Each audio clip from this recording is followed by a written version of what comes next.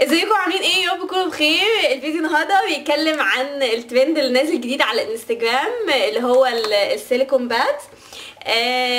في الفترة الأخيرة لقينا بنات كتير على الانستجرام بعد ما بيحطوا الفاونديشن لما بيجوا بيوزعوه بيستخدموا السيليكون دي بدل البيوتي بلندر. ففي الفيديو ده هعمل لكم يعني هستخدم السيليكون وهستخدم البيوتي بلندر وهقارن ما بينهم واقول لكم هل هو فعلا يستحق الشهرة اللي حصلت فجأة دي ليه ولا لا. فيلا بينا نبتدي الفيديو.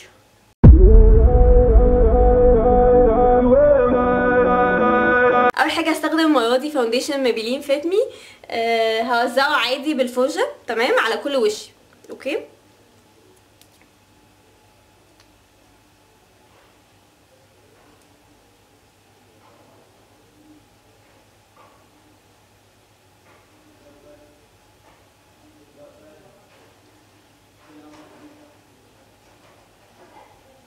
طيب احنا كده خلاص حطينا الفاونديشن بالفرشه. هبتدي بقى اعمله دابنج. هعمل النص ده بالباد اللي انا كنت قلت لكم عليها. على فكره دي انا كنت جايباها من اتش اند ام في السيل ب 25 جنيه.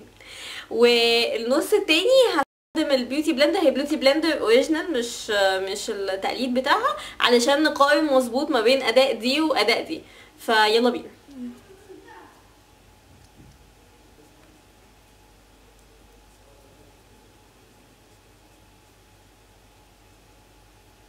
وهستخدم بيوتي بلندر في الجزء التاني. هي مبلوله، اهم حاجه تبليها.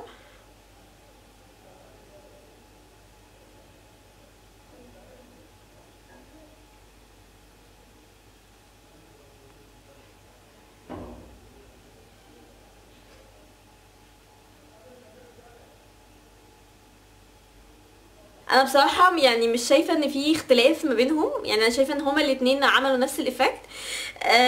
بس السيليكون يعني هي خدت مجهود شويه وانا بعمل عشان يعني ناشفه شويه يعني. لكن دي ما حسيتش، يعني كانت خفيفه وانا بعمل ما حسيتش ان انا ايدي وجعاني. بس السيليكون فيها ميزه ان هي يعني هي ما بتشربش الفاونديشن، ان هي مش بتمتص حاجه. فده ميزته ان هو بتوفر لك في الفاونديشن يعني. لكن البيوتي بلندر لا، البيوتي بلندر بتمتص الفاونديشن وبتشرب كده. انا بالنسبه لي بصراحه الاتنين واحد، بس انا لا هستخدم دي، يعني هستخدم على طول بيوتي بلندر. معرفش، بس هي اسهل لي وانا بعمل.